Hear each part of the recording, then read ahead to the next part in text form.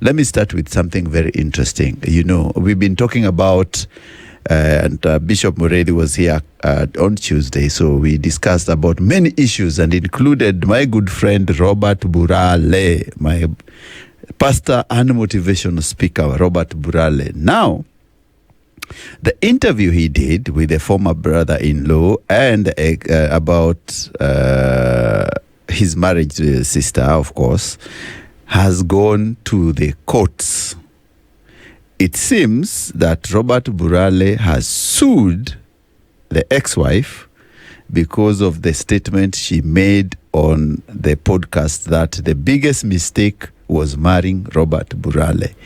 In court documents already filed at Milimani Law Courts, Burale describes himself as a cleric of national repute and claims that the interview, which premiered on October 4th, 2025, on the YouTube channel, has portrayed him as manipulative, hypocritical, and a swindler and a homosexual. Wow.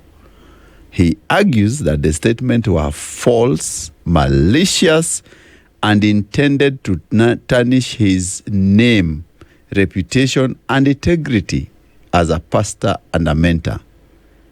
So, the good man, my good friend Robert Burale, has said that he's not taking this lying down, and he's accusing the interviewer of professional negligence and saying that the broadcast failed to verify the allegations, seek his responses before airing the content. He also faults them for encouraging viewers to share widely. The court papers have been received today. And that brings me to a question I wanted to ask. You know, that the church is really undergoing a lot of trials, a lot of temptation, from prophets to property fights, from prayers to promiscuity, and there's nothing off limits in our churches nowadays. In fact, it is in the churches where we see a clash of faith, power, and deadly desires. So what should we do to maintain the integrity of our churches? That's a question to you listeners today. And I'm saying that Robert Burale has said this podcast, which was made about him, it's high time people carry their own crosses. And I know many people have come out of the woods and claiming that this gentleman has manipulated them and this and. But you see, in a court of law, there's always the burden of proof. If you are saying that this man never touched you, you must prove. It is a very tedious duty to prove that this happened. But as we say, ukiona vimeundwa vinalea. If you see these things happening, just remember that, and things are going to get heady in the coming future. And of course, do not say things which you cannot verify. And we ask our churches to be more critical, more generational, adept, that they understand where the world is going. So let's not just sit down and do bad things. But for now, it is what it is. And shock of all shocks, the results were negative. That Mutula Kilonzo Jr. was not the father of that kid, as he had always pleaded and maintained that he is innocent, that he was being fixed. And for sure, he was being fixed by this lady all those years. And now the court has ordered the woman to pay Mutula Kilonzo Jr. 15.3 million of the money he had spent sending to her for the upkeep, to repay back 15.3 million. So my friend Mutula Kilonzo Jr. is now very happy because justice has been served. And the woman was arrested and taken to Langata Women's Prison for 2 months because she could not raise the money, and her to come back to now agree on how she will pay. And one of the reasons, her ability to pay has been reached, and she has said that she will send part of her land so that she can pay that 15.3 million. The question I'm asking is, why would someone lie that you're the father of her baby? Because there are fake baby mamas out there. And let me tell you, ladies and gentlemen, there's nothing as hurting as a man paying upkeep for a kid and being forced to pay a lot of money on all fabricated lies. And Mutula Kilonzo is an example of a man who has been pushed under the cosh and has been paying lots of money to a woman who knew very well that Mutula Kilonzo Jr. was not the father of the baby. And she insisted, she sold us a narrative which was fake, a wrong narrative, and now the courts have caught with her. Now it's payback time. 15 million, 0.3 to set and return all that money given to her from Mutula's account. Mutula was doing it, I think, in good faith, because being a governor, he didn't want things to be seen that he's the one who is abdicating his duties, but he had always maintained that the baby was not his. And the woman always insisted, this is your baby, knowing very well that was not Mutula's baby. Women, what's wrong with you? Why do you put a man, and you know very well you did not have any sexual contact with him, and then you claim that the man has impregnated you? Do you have such cases in your village, in your areas, of men who are raising kids who are not theirs? Have you been paying upkeep and you are not the father of the baby and you don't know? Have you checked? Have you gone to court? Have you tried to do DNA? My friends, usitumike vibaya. Our prophets or our church leaders have always been fighting for property, and they are fighting, and others have talked about promiscuous thing. Nothing is off limit with them. And we just wonder whether the faith and power and desire will end with these guys. Because if a bishop can say whatever they are saying, what about a lay person? What about a normal churchgoer or someone who doesn't go to church? The church is our moral compass. But if you are not going to follow the moral compass, then we are doomed. For sure, we are really, really doomed. So, Pastor Nganga is fighting back. He's saying, kaende. Meru residents, brace yourself for a city. President William Ruto has said that Meru will be the 6th Kenyan city. And with that, he's planning to build a state lodge even in Meru by the end of this year, that Meru will have a state lodge in Imenti Forest. I'm asking myself, my friend Kenny Kaburu will be wondering what they now have a whole state lodge, and they have a whole city. But let me tell you, people, if you get a city, remember that the taxes go up, the licenses for business go up. Remember Eldoret, they were saying, come and take your city status away. Let us have our town back, because even burial permits become expensive. Cities are not a luxury. Cities means that you pay more for many things you do or businesses. So when you have a city, the licenses go up, anything which you do in the city is more expensive because the city status is not a town status. So Meru people, as you yearn for your city, just know that you're going to cough through the nose. It is not easy. And the president has promised a state lodge. There is also in Ukambani a state lodge being constructed in Kitui. So the spread of state lodges in this country, it's something else. But I think what does the president want to do with it? The president wants, when he goes to that area, that people will no longer be told that they are a sidekick of another area. For example, Mount Kenya East, Mount Kenya West wars will be intensified with the building of a state lodge in Meru, because the Sagana State Lodge will be considered a Mount Kenya West affair. And when the president will be willing to talk to the Mount Kenya East, he will be going to Imenti, so that now it becomes a home ground affair. It's the same way if you go to Kisii, there's a state lodge, and if you come to Homa Bay, there's a state lodge. If you go to Kisumu, there's a state lodge. So clearly, people are trying to build, the government is trying to demarcate this country just to fit into the tribal jingoism. It's all tribal. It doesn't sit well from where I see, but anyway, it is what it is. If you want to have a state lodge, why not give it to them?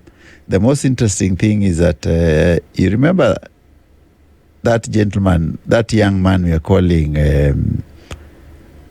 what did we call him? The gentleman who was raising money for his father, Kaluma Boy.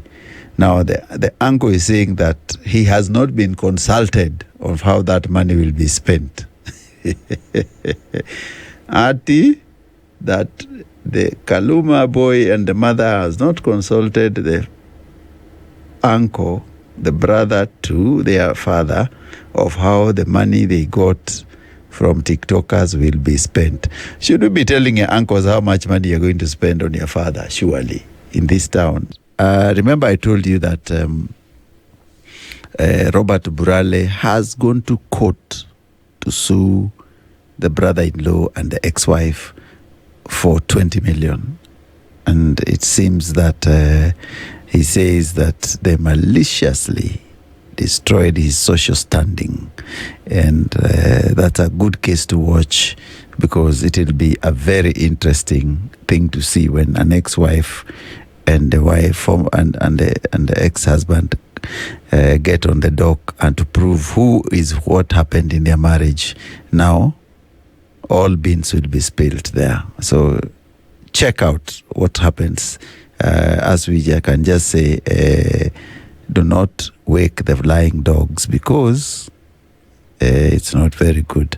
Also, Gor Mahia and Shabana are just about to start their match. It's being played in Baraki Stadium right now. And I said AFC Leopards versus Bandari ended. AFC lost on post-match penalties. The game ended into a 0-0 draw. And then AFC lost 4-3 on post-match penalties. So things are happening in the world of football today. And of course, there are international games to be played later this afternoon. We will break down some of the games which will be on the cards. Now, yesterday we said that Kiambu hospitals are stretching Kenyatta National Hospital. And Kenyatta National Hospital, as officials have come out saying that because of the strike in Kiambu, they cannot handle the number of patients which are coming in from Kiambu. Murang'a hospitals also are complaining of being stretched because all the sick people from Kiambu are looking for alternative attention or medication in these two counties. So it is high time Kimani Wamatangi sorts out the mess he's creating in that county. It is high time Kimani Wamatangi, and someone should tell him that health is an important aspect of life. You cannot be toying with counties or people's health and claiming that and reading a fake 100 days achievement, or was it a state of the county address? It is nonsensical to do so. So tell Wamatangi to basically style up, because it is not well in that county, and we are not going to sit down and watch the county go down because of a governor who does not want to listen and to sort out a mess he's creating. Sort that mess. And if you come from Kiambu, it is a high time to petition your governor to sort the mess he's creating by not sorting the doctor's pay so that people can be treated. You cannot have people suffering from many diseases in hospitals with no doctors to take care of them. Kiambu style up. Wamatangi. Or is it Madrums? Ebu do your drums things and also be serving us the county with their hizo vitu zako za paka wash and all that. You know that during national holidays, there's always an honors list. An honors list which is people to get the head of state commendations and the rest. And the questions are being asked about the integrity of the honors list which has been presented in Parliament. The honors list, for example, the country has been thrown into a spin following a publication of as a controversial shortlist by a parliamentary committee of national heroes are being considered as for state awards. While the National Honors Act dictates that the person who exhibit exemplary qualities, actions of heroism, sacrifice, bravery, patriotism, or leadership for the defense of the benefit of the country or are conferred with the honors, the shortlist contains persons linked to corruption, abuse of office, criminal offenses, and many other abusive things which have been preferred. And among that list, if you look at the National Honors List, I was surprised to see many guys I didn't even expect to be in that list. I don't know what will happen in this country that we give the right Kenyans, the unsung heroes who deserve the national honors. See, Didmas Barasa is on that list. Remember, Didmas Barasa was seen on camera slapping an opponent in a by-election or during the election in 2022. And he was taken to court after his gun shot someone dead, someone called Odunga. And the case was thrown out, but it doesn't mean that it never happened. Forget about Didmas Barasa being in the National Honors List.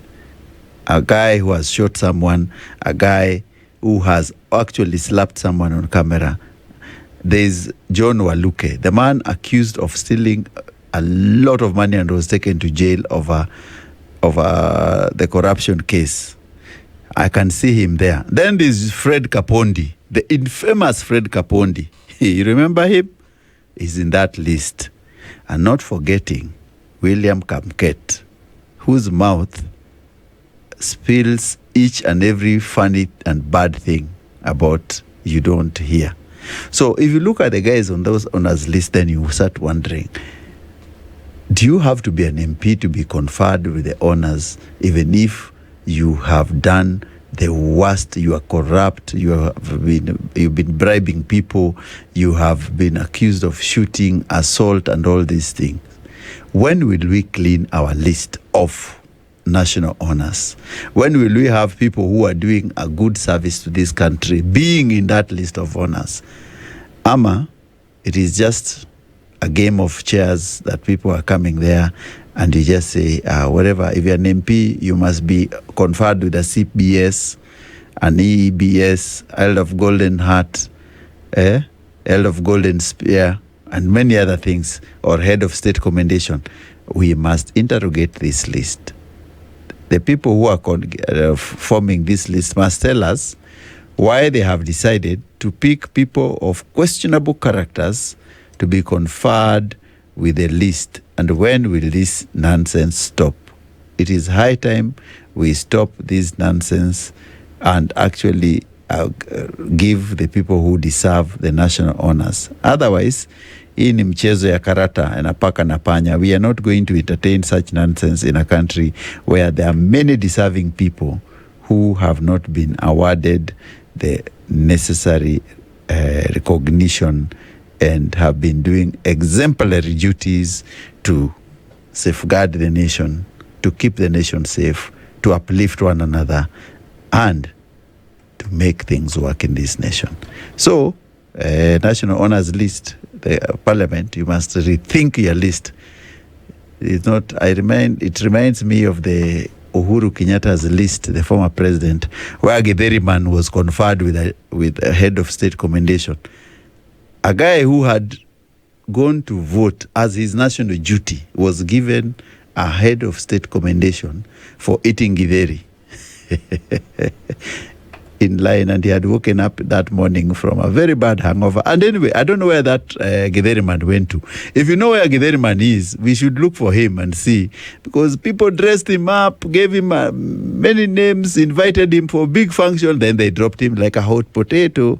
I'm telling you, in Kenya, if the social media takes you to the top, they will drop you as soon as they see that you've stopped being useful to them. So asking Githeriman, do you know even where he is? I hope he didn't go back to a drinking spree or alcoholism and all that.